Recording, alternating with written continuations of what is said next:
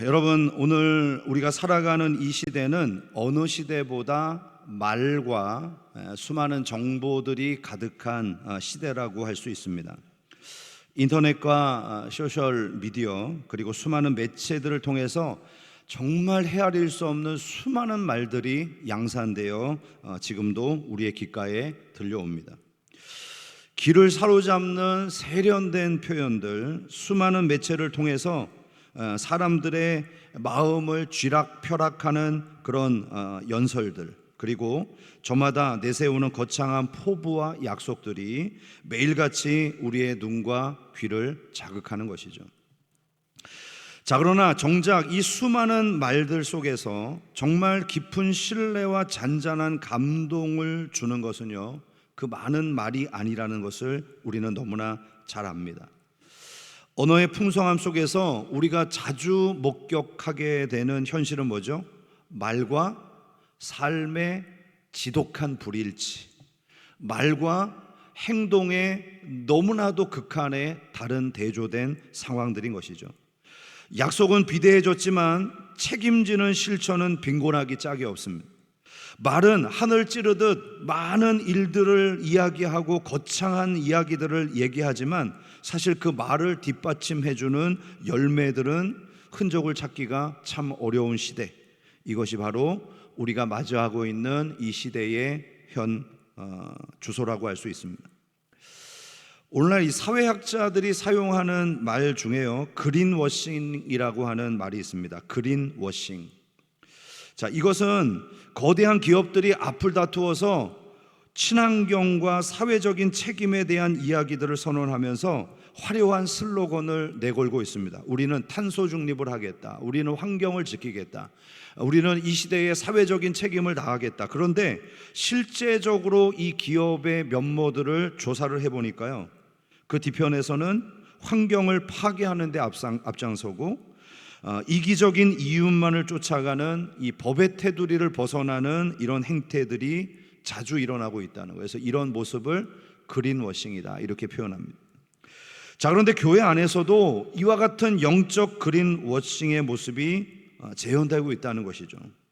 주일에 예배당에 모여서 예배를 드리며 하나님 앞에 찬양하고 기도하고 말씀의 고백 속에서 우리가 함께 하지만 과연 우리의 삶의 현장에서 그 고백된 말처럼 행동이, 삶이 이어지고 있는가? 바로 이런 의문이 우리에게 있는 것이죠.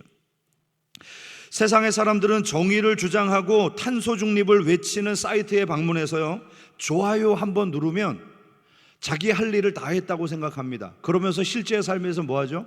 일회용 휴지 쓰고, 또 휴지가 뭐 이렇게 좀 환경을 해치는 그런 일들을 하고 아무 생각 없이 하는 거예요. 그러면서도 그런 사이트에 가서 나는 동의합니다, 이렇게 좋아요 한번 누르면 자기는 할 일을 했다, 이렇게 생각하는 것이죠.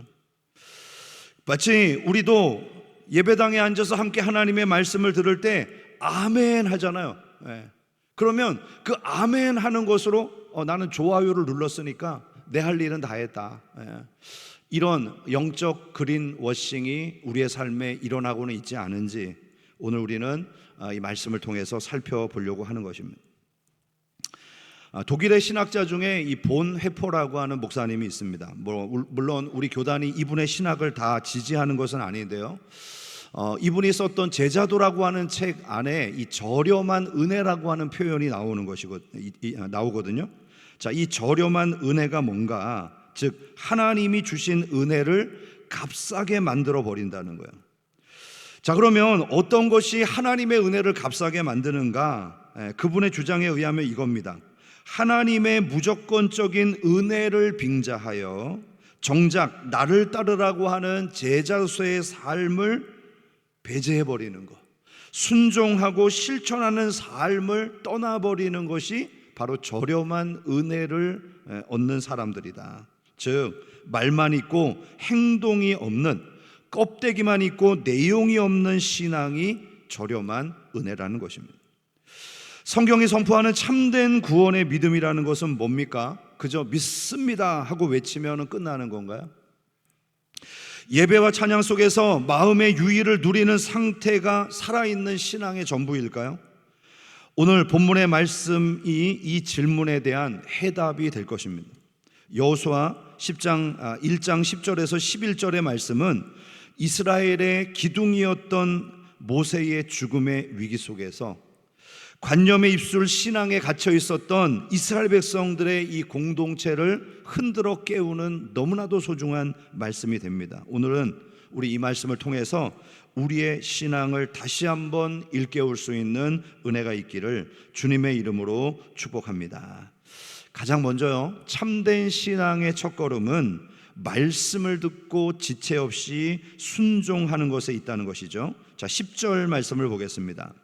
이에 여호수아가 그 백성들의 관리에게 명령하여 이르되.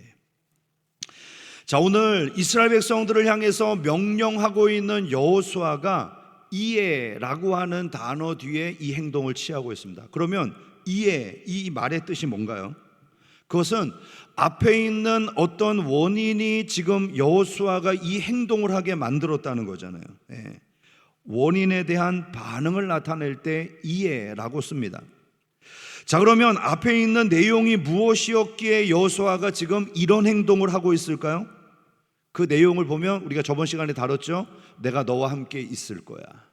너는 이 백성을 이끌고 하나님이 약속하신 저 가나안 땅을 들어가서 정복하고 차지해라. 바로 이 명령이 주어진 이후 이에라는 것이죠. 즉 여호수아는 하나님의 약속을 믿고 그분의 명령을 따라서 곧장 순종하고 있는 것입니다. 하나님의 말씀은 즉각적인 순종을 요구합니다. 자, 그런데 그 순종이 때로는 불합리한 것 같고 아직은 때가 아닌 것 같고 나를 볼 때는 할 수 없을 것 같은 이런 현실의 벽에 부딪힐 때가 참으로 많습니다. 그때 나타나는 현상이 뭐죠? 머뭇거림, 뒤로 미룸, 아니면 포기하는 것이죠. 당시 이스라엘 공동체가 마주한 상황도 다르지 않습니다. 광야 40년의 세월 동안 그들을 신적인 권위로 인도했던 모세가 지금 세상을 떠났어요. 이 거대한 영적 거목이 바로 그들의 삶 가운데서 이제 사라진 것입니다. 지도자의 부재라는 감당할 수 없는 상실감, 이 직단적인 공황 상태 속에서 지금 눈앞에는요 우기를 맞이해서 넘어갈 수 없는 강, 이 요단강이 범람하고 있는 상황이죠. 그 너머에 철병거로 무정한 가나안인들, 난공불락의 요새를 버티고 있는 이 성들, 바로 이것들이 그들의 삶을 가로막고 있습니다. 더욱이 그들을 인도해야 될 여호수아도요 어찌할 바를 모르는 거예요. 오히려 백성보다 여호수아가 더 떨어요. 그래서 하나님이 신명기와 여호수아서에 보면요 가장 많이 등장하는 여호수아를 향한 말씀 중에 가장 많은 말씀이 뭐죠? 두려워하지 말라, 놀라지 말라, 강하고 담대하라. 계속 말씀하시는 거예요. 여호수아는 개인의 인간적인 능력과 경험으로는 도저히 이 과업을 이끌어갈 수 없는 그런 절망적인 한계에 부딪혀 있습니다. 자, 그러나 오늘 여호수아가 하나님의 약속과 명령을 듣는 순간 자신의 두려움, 자신의 능력, 백성들이 처했던 이 상황은 더 이상 고려의 대상이 되지 않았던 것이죠. 이에 즉각적인 순종. 그는 그 자리에서 일어났습니다. 백성의 관리들을 모았습니다. 그리고 하나님의 명령을 지체 없이 선포했던 것입니다. 그러면 도대체 여호수아는 뭘 믿고 이렇게 곧바로 순종한 걸까요? 만일 여호수아가 앞서 말씀드린 대로 자신의 능력을 보고 현실을 보고 가능성을 계산했다면 즉시 순종하지 못했을 겁니다. 그는 믿음의 시선을 자신에게서 하나님께로 돌린 것이죠. 하나님께 눈을 돌리게 될 때 어떤 현상이 일어나는지를 보여주는 너무나도 중요한 말씀이 있죠. 시편 121편 1절과 2절입니다. 내가 산을 향하여 눈을 들리라. 나의 도움이 어디서 올까? 나의 도움이 천지를 지으신 여호와에게서로다. 여러분, 눈을 드니까 천지를 지으신 하나님이 보이기 시작해요. 아, 내가 믿는 하나님이 천지를 지은 하나님이었지.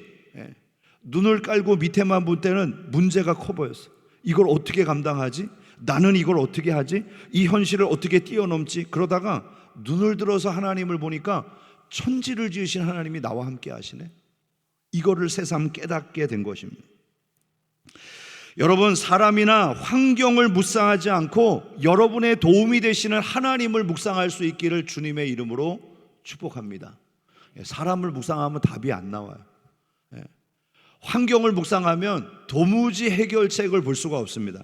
그러나 눈을 드는 순간 천지를 지으신 하나님이 우리의 삶에 개입해 주신다는 거예요. 뒤에 이어지는 고백을 좀 더 볼까요? 3절 이하에 여호와께서 너를 실족하지 아니하게 하시며 너를 지키시는 이가 졸지 아니하시리로다. 이스라엘을 지키시는 이는 졸지도 아니하시고 주무시지도 아니하시리로다. 여호와는 너를 지키시는 이시라. 여호와께서 내 오른쪽에서 내 그늘이 되시나니 낮의 해가 너를 상하지 아니하며 밤의 달도 너를 해치지 아니하리로다. 여호와께서 너를 지켜 모든 환난을 면하게 하시며 또 내 영혼을 지키시리로다. 여호와께서 너의 출입을 지금부터 영원까지 지키시리로다. 여러분, 이런 하나님이 함께 계신다면 불가능의 상황도 도전해 볼 만하지 않겠습니까? 천지를 지으신 능력으로 졸지도 않고 늘 함께 하시면서 영원까지 지켜주신다는데 여러분, 뭐가 두렵습니까? 그래서요, 어디에 시선을 두고 무엇을 묵상할 것인가가 너무 중요한 것이죠. 세상을 묵상하면 희망이 없습니다. 그러나 하나님을 묵상하면 소망이 보입니다. 사람을 묵상하면 한숨만 나옵니다. 그러나 하나님을 묵상하면 기쁨이 임합니다. 아멘을 좀 해주시면 좋겠습니다. 하나님을 묵상하면, 환경을 묵상하면 불가능하다는 결론만 얻습니다. 그러나 하나님을 묵상하면 기적이 보이기 시작합니다. 아멘 하신 분들은 다 기적을 누리시기를 축복합니다. 하나님이 우리에게 진정으로 기대하시는 것은요, 우리의 능력이 아니에요. 여호수아처럼 하나님의 약속을 붙들고 이에 즉각적으로 순종하여 일어서는 것입니다. 주님의 언약을 절대로 신뢰함으로 지체 없이 믿음의 첫발을 내딛는 우리 복된 성도님들이 되시기를 주님의 이름으로 축복합니다. 두 번째로 생각할 것은요, 우리의 즉각적인 순종이 나에게만 머물지 않고 공동체를 통해 확장되어야 한다는 사실입니다. 여호수아가 세미한 하나님의 음성을 듣고 행동을 취하며 가장 먼저 했던 구체적인 일들이 뭐죠? 10절을 다시 한번 볼까요? 이에 여호수아가 그 백성의 관리에게 명령하여 이르되. 자, 여기서 이 관리라고 하는 표현은요, 고대 시대에 한 사회의 행정과 군사권을 책임지고 있는 리더들을 가리키는 말입니다. 여호수아는 결코 자기 혼자 독단적으로 요단강에 뛰어들지 않았습니다. 그는 하나님께 받은 약속과 비전을 공동체 내에 함께 동력할 수 있는 리더들, 실무 책임자들과 함께 나누기 시작했어요. 하나님께서 여호수아에게 말씀하셨고 여호수아는 관리들에게 이것을 명령했고 관리들은 진중에서 함께 동력할 백성들에게 두루 다니며 이 명령을 전달한 것입니다. 그래서요, 이 비전은 교회로부터 흘러와야 돼요. 가정에서 비전이 일어나는 것이 아니라 교회에서 가정으로 세상으로 흘러 돌아가는 것입니다. 이처럼 하나님의 통치와 말씀의 권위는 공동체 내의 영적인 계통 그리고 세워진 질서를 통해서 유기적으로 흘러가게 됩니다. 이것이 바로 건강한 교회의 영적 질서이자 말씀의 거룩한 전염성이죠. 그러나 참으로 안타깝게도 오늘날 우리가 살아가는 이 시대와 신앙 공동체의 모습은 오히려 분파주의, 개인주의로 이와 같은 모습을 역행하고 있습니다. 사회적으로는 혈연, 지연, 학연 그리고 정치적인 이념과 세대 간에 보이지 않는 이 무서운 편가르기가 우리 주변에서 계속 일어나고 있는 것이죠. 여러분은 빨간색입니까? 파란색입니까? 무슨 색입니까? 예수님의 보혈이 빨갛죠. 빨간색을 따라가야 됩니까? 우리의 소망은 하늘에 있죠. 파란색을 따라가야 됩니까? 뭘 따라가야 돼요? 따라합시다. 나는 예수파고 예수당이고 하늘에 속한 사람입니다. 신구세대, 동쪽과 서쪽의 지역, 다른 이념, 다른 지지자. 여러분, 이것은 결코 우리를 하나로 만들 수 없는 것이죠.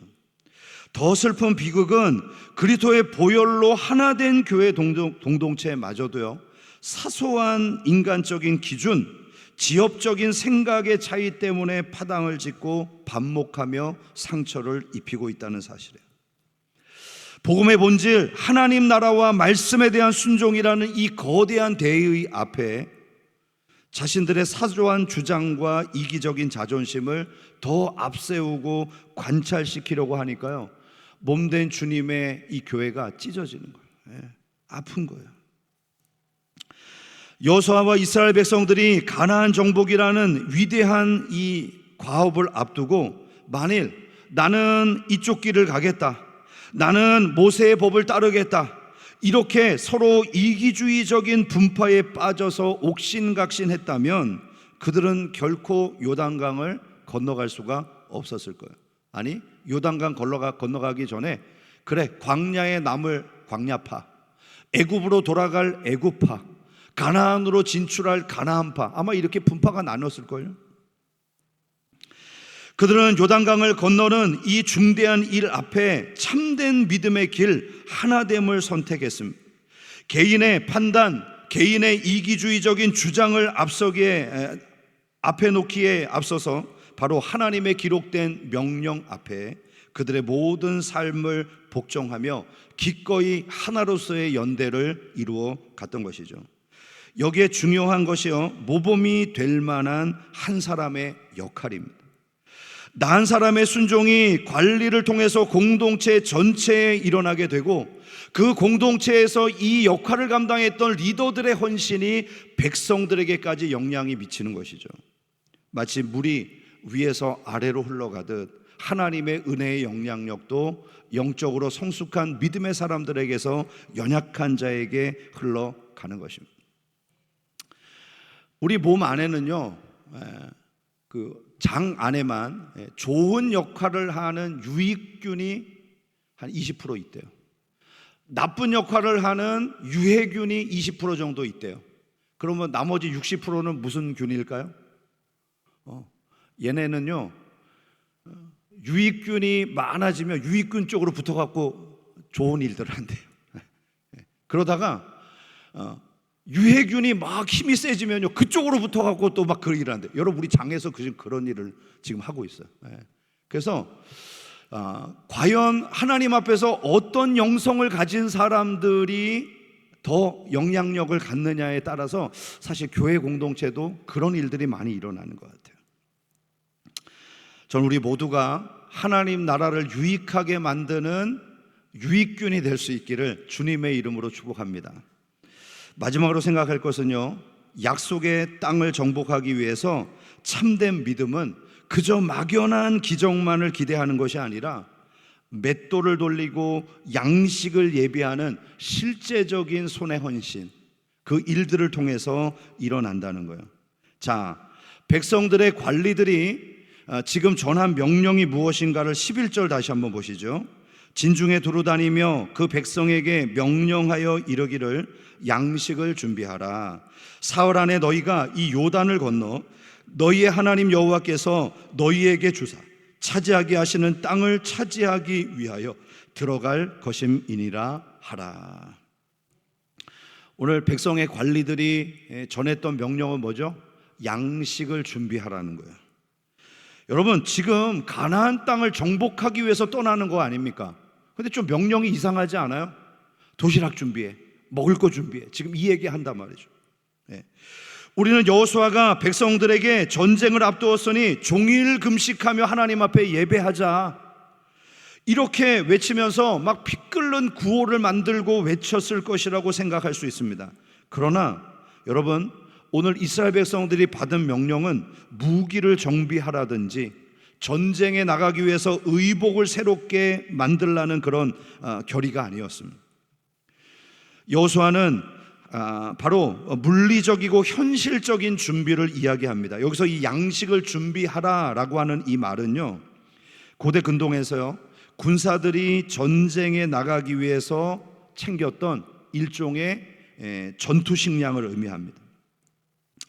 자, 이것은 오랜 시간을 견딜 수 있도록 부패를 방지하는, 그래서 말려진 음식, 볶은 음식, 이런 것들, 주로 뭐 포도나 무화과 과자, 육포와 같은 그런 식량들을 의미합니다. 그래서 전투 식량을 준비하라는 거예요. 전투를 해야 되니까. 근데 여러분, 이 명령이 이스라엘 백성들에게는 너무나도 중요한 전환점이 되어서, 지금 이스라엘 백성이 어디 있죠? 요단강 너머 광야에 있잖아요. 이제 요단강을 넘어가면 어디죠? 가나안 땅이죠. 여기서 퀴즈. 이스라엘 백성들은 그럼 지금 이 상황에서 뭘 먹고 있었을까요?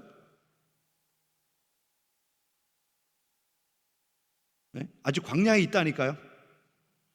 만나를 먹고 있단 말이에요.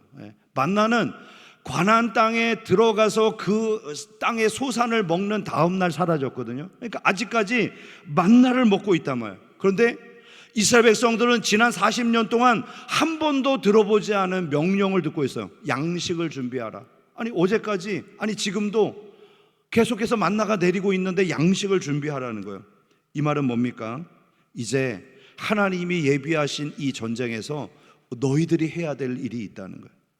지난 40년의 세월 동안 하나님은 만나를 통해서 이스라엘 백성들을 먹이시고 인도하셨지만, 저 가나안 땅에 들어가면 이제 하늘에서 떨어지는 기적만을 기대하며 가만히 앉아 있으면 안 된다.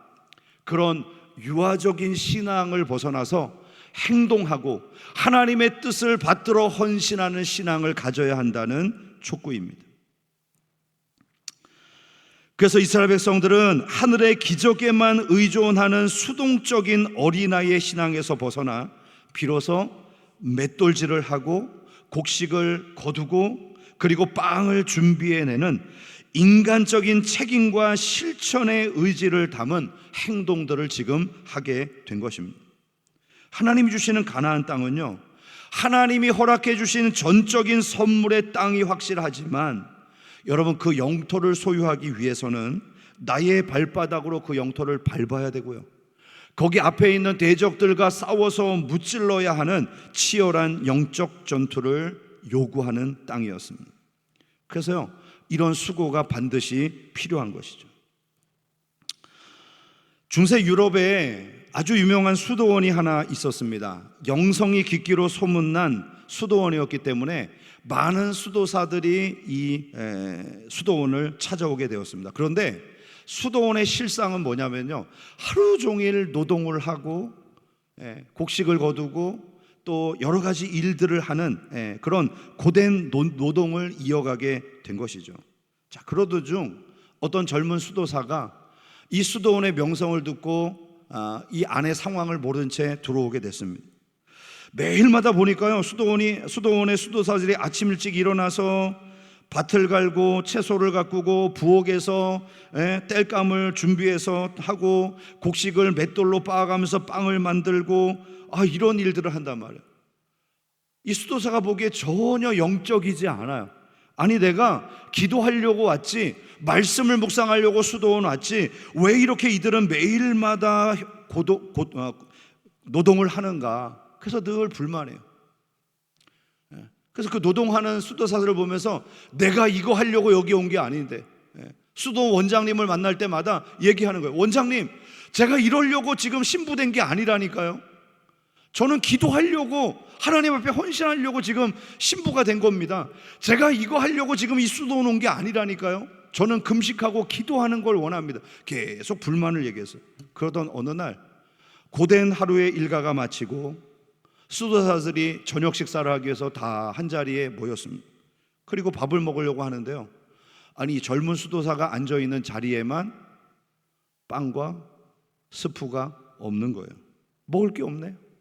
그래가지고 원장님을 바라보면서, 아니, 이것이 어찌 된 일입니까? 왜 제가 먹을 건 없죠? 그랬더니 이 신부님이 빙그레 웃으면서 이렇게 이야기했습니다. 형제요, 자네는 영적인 환상 속에서 하늘의 만나만 먹고 고귀한 천사 같은 신앙을 가셨으니 우리같이 이 땅에서 땀 흘려 일하고 흙을 통해서 얻게 되는 이 세속적인 빵과 음식을 먹을 수 없다네.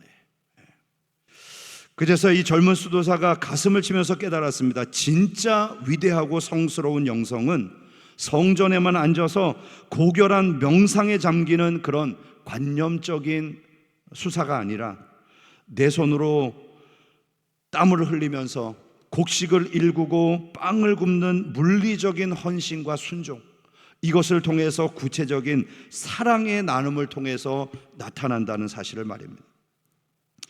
관념적인 신앙은 언제나 하늘만 바라보면서 수동적으로 무엇인가 떨어지기를 기다립니다. 하나님 내게 은혜를 주시면 내가 헌신하겠습니다. 물질만 주시면 내가 헌금 많이 하죠. 건강만 주시면 내가 몸 바쳐서 일하죠.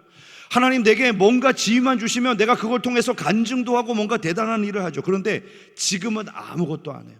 떨어지기만 기다려요. 여러분, 참되고 살아있는 믿음은 하나님의 약속을 굳게 믿고 신뢰하기 때문에 지금 내 삶의 현장에서 씨앗을 뿌리는 거예요. 곡식을 걷어서 맷돌질을 하는 거예요. 땀 흘려 빵을 굽고 그것이 하나님이 주신 은혜임을 고백하는 일상의 삶을 살아가는 것입니다. 영적인 관념의 자리에서 오늘 우리 모두 다 일어나 진정한 삶의 골방으로, 그리고 우리의 삶의 일터로 나아가서 힘차게 맷돌질을 할 수 있는 하나님의 사람들이 될 수 있기를 주님의 이름으로 축복합니다. 이제 말씀을 맺겠습니다. 세상은 끊임없이 우리에게 불확실한 현실과 장벽의 담을 보여주면서 두려움을 조장하고 적당히 삶 속에서 타협하며 살 것을 유혹합니다. 그러나 오늘 여호수아 1장 10절과 11절에 보여주는 말씀은 그런 관념적인 신앙에서 행동하는 신앙으로 바뀌어야 된다는 말씀을 하고 있는 것입니다. 진정한 믿음은요, 그냥 영혼 안에만 머물러서 영적인 은혜만을 누리는 그런 삶이 아닙니다. 생명의 주인 되신 주님과 더불어 그 말씀이 내 삶에서 순종될 수 있도록 즉각적인 순종을 이어가는, 그리고 내 삶에서 그와 같은 삶이 성화가 되는 열매를 통해서 나타날 수 있도록 만들어가는 신앙인 것이죠. 그러므로 이제는 입술로만 거창한 슬로건을 내걸며 외치는 그 뒤편에서 죄와 타협하는 그런 영적 그린워싱의 삶이 아니라 주님의 명령에 즉각적으로 순종하며 내 삶의 현장에서 맷돌을 돌려서 빵을 굽고 주님의 명령을 실천해내는 하나님의 사람들, 살아있는 믿음이 되시기를 주님의 이름으로 축복합니다.